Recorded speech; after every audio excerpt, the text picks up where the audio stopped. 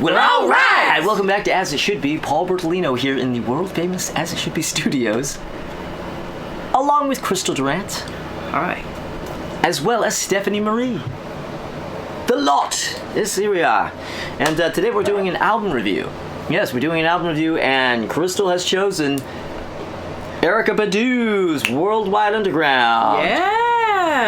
Yeah. And we're each going to do our respective reviews, culminating in Crystal's own. Yes. And, I start. Mm-hmm. I can't wait for this. Oh, yes, you can. It's gonna be good. You can wait. Call Paul. You can wait. Trust me. It's gonna be good. I thought she said that. Alrighty then. So, God, where to even begin here? Okay. Well, yeah, Erykah Badu, Worldwide Underground. It's her third album, released in September 2003, and I read up on it a little bit, and I know she's had an ongoing actually issue with writer's block. She had it really bad before this. Evidently, she had it even worse after, because the break between albums after that was even greater. Yep. And and that results in this album. This album is not for me, man, and I know that you know that. But I don't even have any notes. Yeah. I don't. There was just not. I listened to this record and I'm like, I don't even know what to do with this. Mm-hmm. When we listened to the Wendy and Lisa record, I could go through that and I can make something out of that. I can go through that and go, okay, yeah, this is what I like about it. This is what I don't like. This is why I think it. This is what I think is good. This is why I don't think it's a good record. I can't even do that with this because this record is so completely outside of my wheelhouse that I can't even tell you that it's a good or bad record. I'm sure that if this is your genre, that's the thing. I mean, is this an album that people consider good in the genre or within her catalog? Or is this like, well, she's really great, but fucking Worldwide Underground? I don't know. No, I don't even know. This is a great record. Yeah. People love this and album. For me, I'm like going, there's just nothing. I don't even have. I thought Crystal probably chose this thinking, I can't wait to watch Paul throw out his little one-liners jabbing it. I don't even have those. I don't even have that. I'm just at a complete loss. There was just nothing I could say. There's no. It's like the song. It's not really much songwriting because they're kind of doing that loosey-goosey kind of like street party vibe, and that's the whole point of it, I know, and probably because she'd had so much trouble coming up with songs and things, and it kind of has that sort of like, that thing that Marvin Gaye does so much of, but when Marvin Gaye does it, it works like a charm for me, but this is a different genre. It's that 90s, very hip-hoppy R&B that is just like, man, I got nothing, and I mean, it's like this album is it's like Helter Skelter for me, where it fades out at one point and then it fades back in and it's still Helter Skelter. It's just this. It's like one long song with blank spots. It's the same exact tempo. It's like the Madonna album. Every song's the same tempo, has the same drum machine doing the same pattern, and it's like you have those guys who are like, I make beats. It's like, no, you do not make beats. You make beat. There's no plural here. There's only one beat in this whole fucking album. And then in the first, I knew I was in trouble when the first song played and she was doing the baby voice.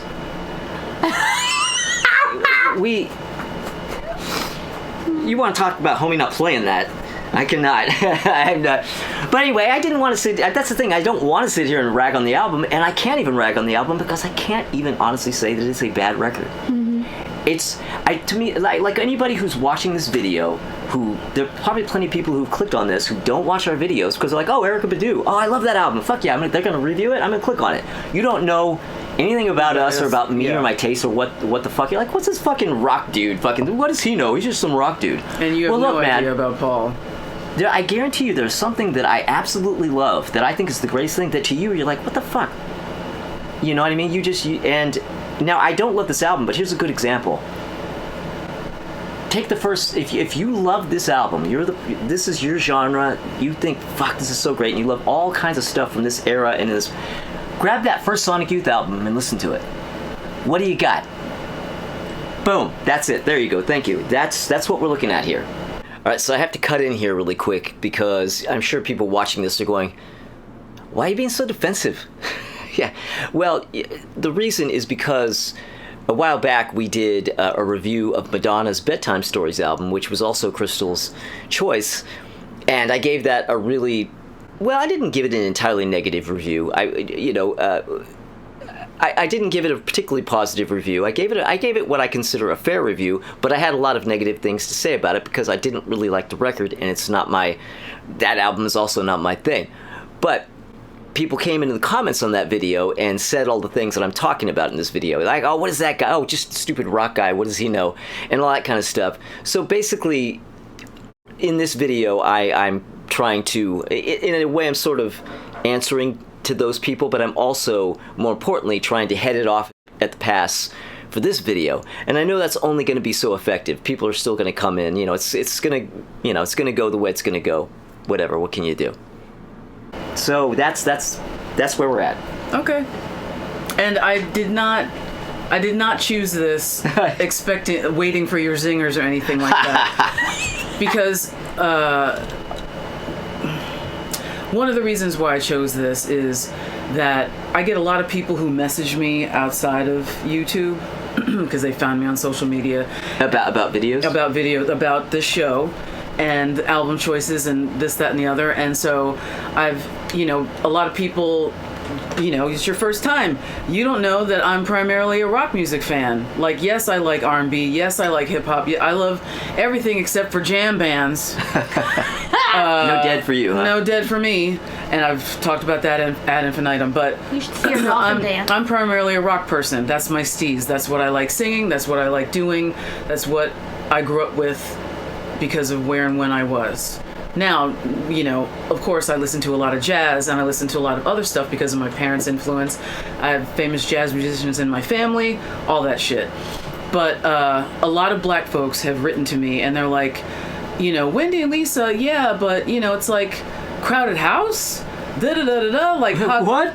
Like, I'm not being black enough. And, I say, well, clearly you haven't watched the show for very long, I guess. But this is something that I've dealt with my entire life. It's like I'm too black and I'm not black enough. Now, I did not feel pressured by anybody to choose this, but it's been in my queue to choose. And I definitely did not choose it when Tommy was on because I knew that I was going to get into a fist fight with him. So I just left it and I was like, Paul's going to... I know this is like another solar system for you, but I was hoping that you would get something out of it. I was hoping. And I also, in my periphery, this is why I haven't chosen a reggae album yet, because right off the bat, it's the same thing, and which a lot of it is. I don't discredit that. But I also wanted to expose you, the people, to something else different that wasn't rock and roll that I really enjoy. So I am not mad at what you said at all. Well, no, I knew you know me well enough to know that I was going to be like, what? And also you got to understand, again, it isn't like I'm just some rock guy, so I don't understand. No, it isn't that at all. I specifically I dislike this era of that kind of music. And it isn't that I'm just some rock guy. Go back a bunch of videos and look at what my last choice was for an album review. Exactly. Boom. Exactly. Anyway, so yes. So but I'm talking to people who don't know. People watch the channel regularly. They're like, oh yeah, we got it. But anybody who doesn't know, if you're new, and that last one was the Gil Scott-Heron. Yeah, the Gil Scott. Yeah. Well, yeah, I was gonna make them dig. Oh, okay, come on. sorry. No, it's okay. I wanted to be like, he's got black friends, you guys. But that's just it. I'm also don't want to do that too. I'm not gonna say, well, I like this and I like this, because literally that's saying I have black friends. Yeah. And I'm not gonna fucking do that, know. I'm not strictly a rock dude, and people probably think I'm a metal dude because ever since 1985, if your hair is long, you like metal. But I like the Monkees. That's what I like. Anyway, so it's just it isn't that I can't go outside of my box. No. It's just some things. Again, it's literally the equivalent of somebody who's who in their veins is this band and this music having to sit and listen to the first Sonic Youth album. It's literally just that, you know. Yeah. If it's not for you, it's not for you. If you don't like to eat steak, then don't eat steak. It doesn't mean that you hate cows. It just means you don't want to eat steak. Yeah. Cows are cute. Well, unless you've driven on the highway through an area that's really, Nothing but cows. Yeah. Coalinga on the I-5. I-5, yes, exactly. That's some California talk. Right there. And California. you don't want to know. I've never You been don't to want to know. California. Anyway. All right. So I guess that's my segment. I thought I actually got some time out of it, so I guess maybe we'll get I was going to go no commercials because I thought I'm going to talk about this for 30 seconds and then we're going to move forward. But we got some time out of it, so let's take a little break and then we'll come back and Stephanie will give her review. That sounds good. All right. Hey, what's up, Fatima?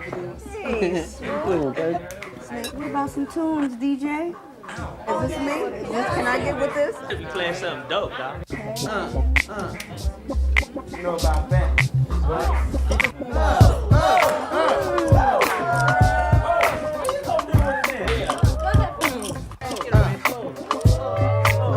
Pop, pop, pop, pop. Come on.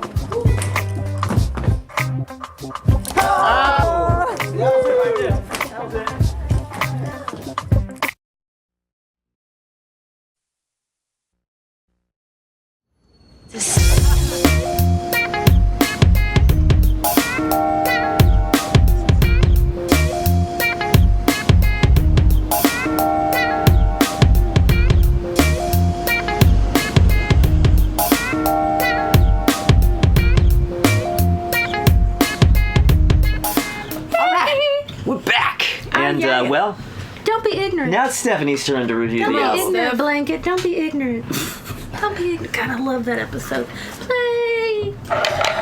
All right. Why am I thinking about Michael Jackson? Okay, so Paul has given this album 0 big hats. Yeah, that can be our That's rating. true. Yeah, 0 big hats. indeed. Yeah. 0 big hats. 2 snaps down. 2 in a Z formation. Anyways. Crystal, of course, I love to expand what I have listened to. I'm always on the mission to hear music that I don't know. My favorite kinds of music are like rock, country, soul, very Memphis music, of course. That's where I live. And so this will hit on the soul part of the music I like. I really only know her for a couple songs. The Tyrone song that everybody seems to know her from. I feel like that Miss Badu is also known for like her offstage, her looks, her style, her... I thought she had more albums out. I did not realize she did not have that many out. Yeah. Wow. I mean, and she's kept such a presence because she's staying active in her music community, and that is, to me, that's awesome. I love that. Well, she gets out and DJs a lot, I think. Yeah, too. she does, like, she gets on mixtapes and things like that. Yeah. I'm very much ignorant about much of Miss Badu's output, but I love her sense of style, how she carries herself, and her no nonsense take at life. That being said, let's go. I did some reading about the album on Wikipedia, but I did not want that to affect my opinion on the album. There's an intro that I thought was pretty groovy. It was definitely trying to set the mood for this album. The next song is called Bump It. I have to admit, sometimes I'm not sure what she is saying because of her inflections that she used to get her sound. And then other times it sounds like a really funky young girl is singing to you.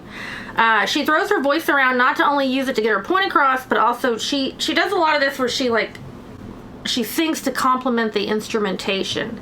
It's like we've got the beat and then she's not the main focus. She's like just another track or another instrument or another pad. Sometimes she treats herself like that. I hope I said that right. Bump It is a great groove that wouldn't be out of the place in the background of a party. Of course, it's 9 minutes, lends it to any activity where you might need a steady beat. And it also seems like maybe a little Yoko Ono-ish. Like she got like a little bit performance art out of it. Back in the day, sounds like summertime. I remember hearing this on the radio, and I just didn't know who was singing at the time. This is when I was still living in Memphis and going through my, listened to my Joni Mitchell Blue album in the car and cried to myself before I walk into the house, kind of phase. So, That was it. Anyways, I remember this song. I have a really good smile on my face.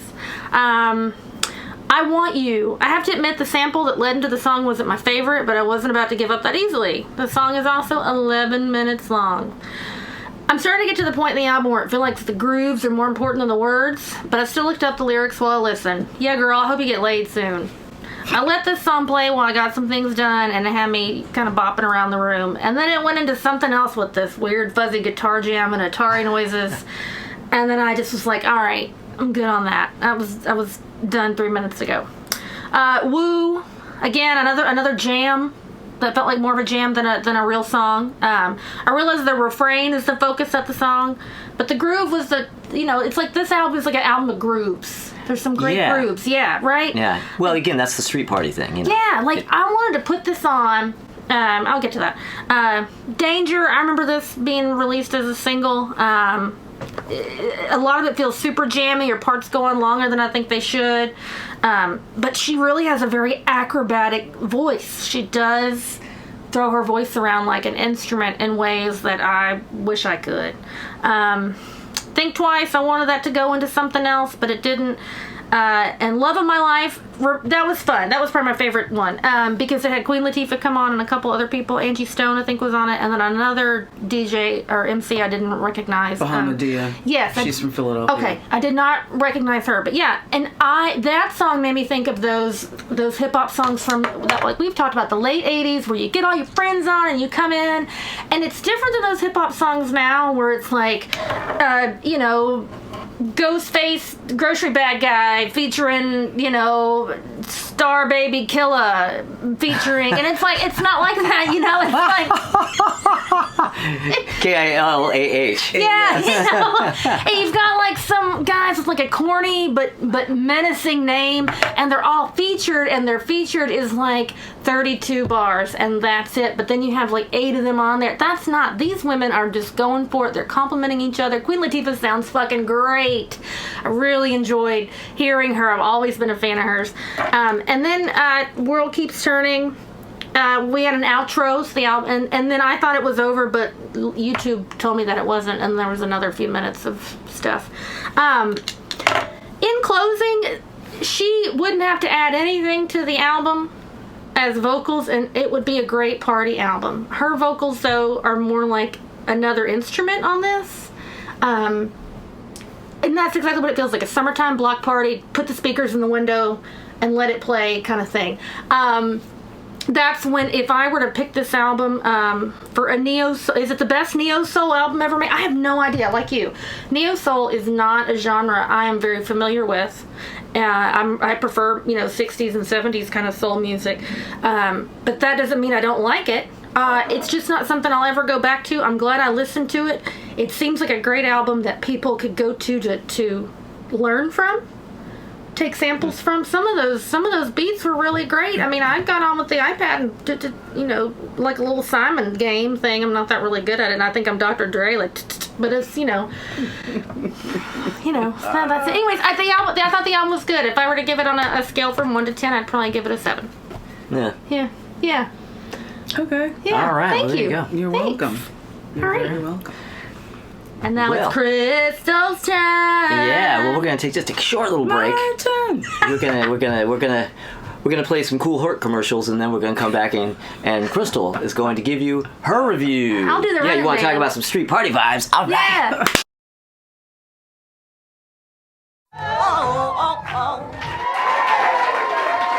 Now, before I get started back up again, these brothers right here, they're about to refresh you with something original. Ladies and gentlemen, The Roots. Let it flow.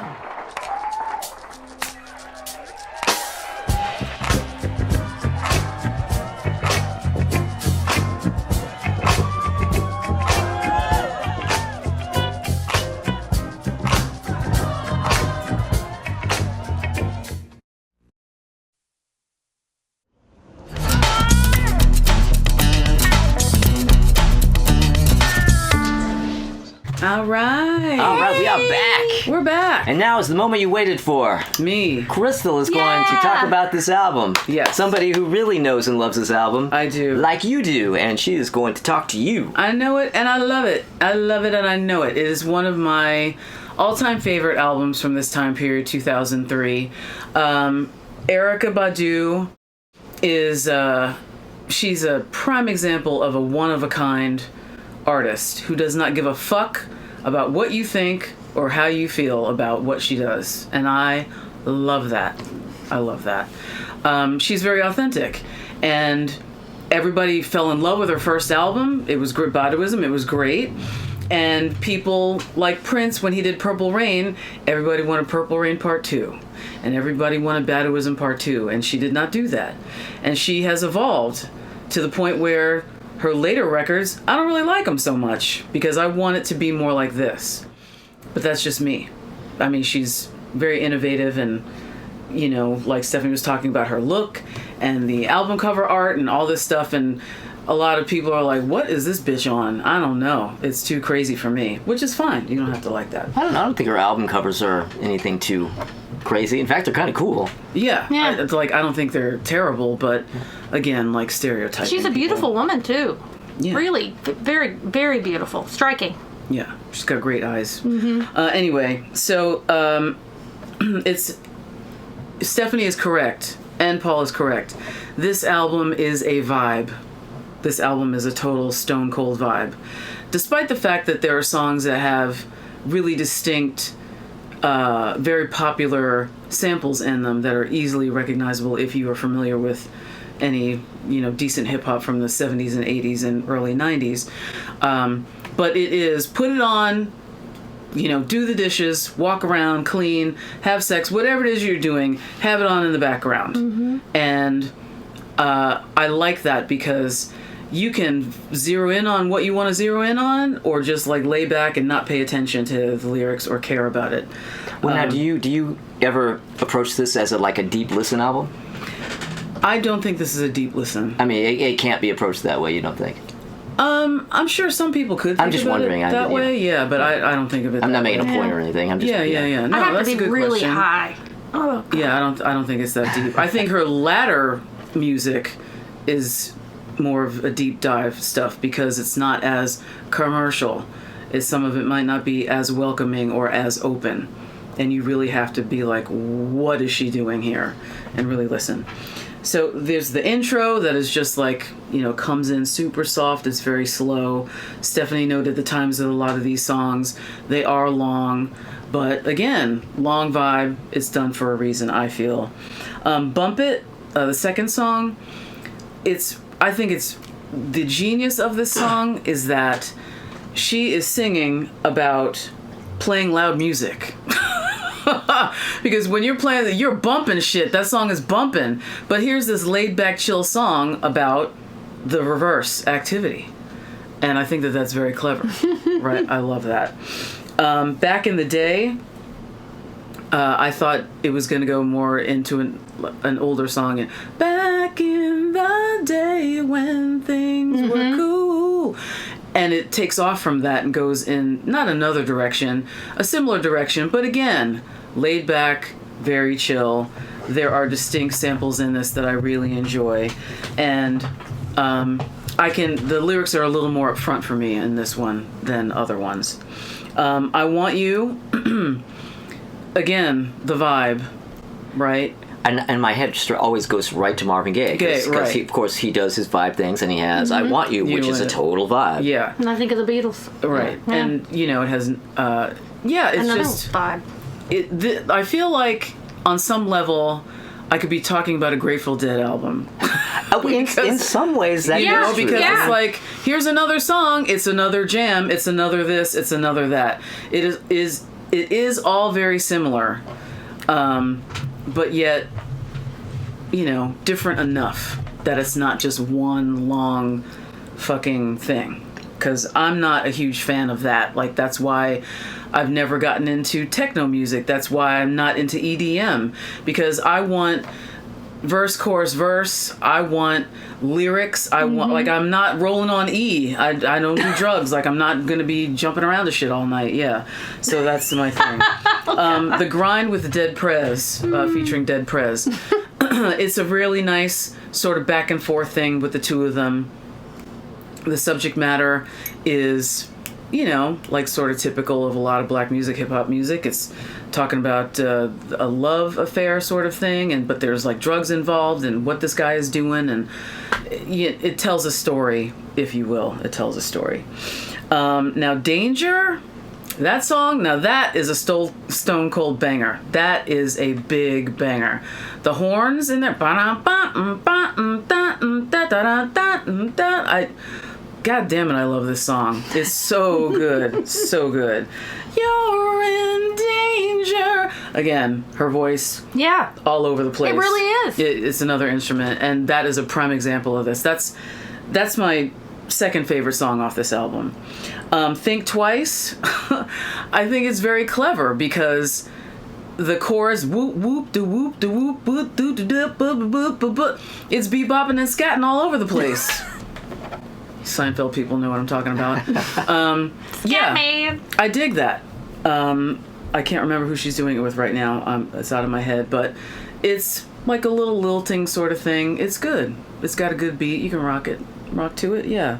But the outstanding one is song number 9, and that is Love of My Life Worldwide.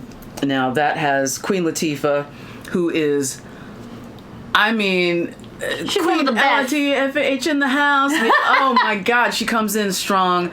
Angie Stone doing her laid back vibe. Sit back, yeah.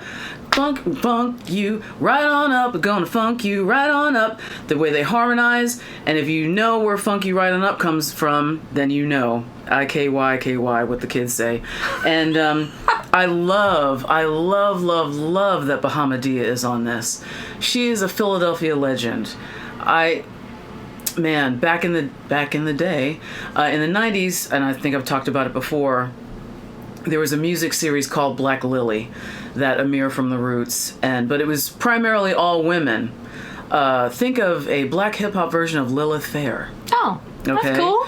So Erykah Badu, Angie Stone, Bahamadia, Puma, like all these amazing hip-hop chicks would do these shows, and they were fucking phenomenal because Roots was the backing band. What? Yeah. And they would all get on, and it was like an old school cypher. And that is what this song is an example of. A really great old school cypher where you just like roll up, pass the mic, and do your bars, and you kill it. Totally killing it. And then after this, it goes into the outro, which harkens back to, it echoes the earlier thing. And I know that, like me personally, I am not always into intros and outros. It depends on what the music is. But it works for this album, I think, because again, it just continues the vibe. And I'm also not particularly a fan of starting from dead silence into a crescendo into something. Sometimes that makes me crazy. Because yes. I see that the thing is moving, but I don't hear anything. Yes. And then I turn it up, and then yeah, yes, that drives me nuts. I hate that. I really hate that. There's an Elton John song that I love that does that. I'm like, yeah, a lot of people do that, and it happens on here too. And I'm not a big fan of that. But the end result is, I chose this. Originally I was going to choose Mama's Gun, which is a woefully underrated Erykah Badu album. Comes after this. And I have very distinct memories of that album because I was living in Brooklyn, I still had my car, and when I was driving back and forth to Philadelphia to see my sister or Allentown to see my father, it was not long after my mother died, and there was a huge billboard of that album cover right before you went over the Manhattan Bridge. And it was just like, I would see it all the time when I'm driving around, but I just didn't think to listen to it. And then when I listened to it, I was like, holy shit, this is so great. And I was trying to put all these people onto it, and they're like, oh yeah, okay, whatever, they didn't care. It's really good. I might do it as what year was that? Review. That one? Off the top of my head, I can't remember. I'll have to tell you during the commercial break. But anyway, if you want to listen to something in the background and chill to it, like I said, whatever you're going to be doing, do it. Zero in on stuff, don't zero in on stuff. But I think for the time period 2003, it's a really great hip-hop record. And yeah, it's got great samples that you know and love if you're a big hip-hop head. You might get introduced to new things. But I think on the whole that I think most people will like this unless it's so far out of your wheelhouse. It's just like, I can't, because I don't, bleh. I'm that way with a lot of music too. It's Me just too, like, yeah. Everybody's got their something. So I hope that you enjoy it. I hope that you like it. So leave commentary and let me know what you think about it. Well, all right. Yeah. Well, all right. And to the people who keep bothering me about not being black enough, go fuck yourself. That's my PSA for the day. All right. Well, all right. There you go. That is that. And you know what? We're not even going to have a commercial before we go out. No, we're we're just going going to go out. Yes. We're going to go out because that's the mic drop for you. All right. Well, thank you for subscribing. If you have, if you haven't, subscribe if you want to. But if you do, click Please the bell do. notifications there. But did you ring? Did you jingle? Okay. I'm deaf, so I don't know if you jingle or not. But anyway, next week you're gonna want to come back next week, especially you Erykah Badu fans. You're gonna want to come back next week. Oh my God, yes. All you people who've never watched the channel before, anybody who's an Erykah Badu fan who just clicked on this for that, you're not still watching, but I'll still talk to you anyway. You're in for a ride. You're in for a ride because next week somebody's gonna give us a doctor. Oh, Somebody's wow. gonna give us a shot. Because we're going to be talking about our favorite and least favorite Van Halen songs. See, I told you he was just a rock guy. Well, So maybe come back next week and check that out. Yes. Hopefully we'll see you then. Yes, yes, yes. Arms akimbo. Capes flapping in the wind on the top of the hill. We are ready to rock. Captain Caveman. No capes. Okay, here All right. we go. 3, 2, 1. Well, all right. Welcome back to As It Should. I'm not with it today at all. Bibbidi bobbidi bobbidi bobbidi bobbidi. Bibbidi bobbidi boo. Boo. Let's try it again. 3, 2. Well, all right.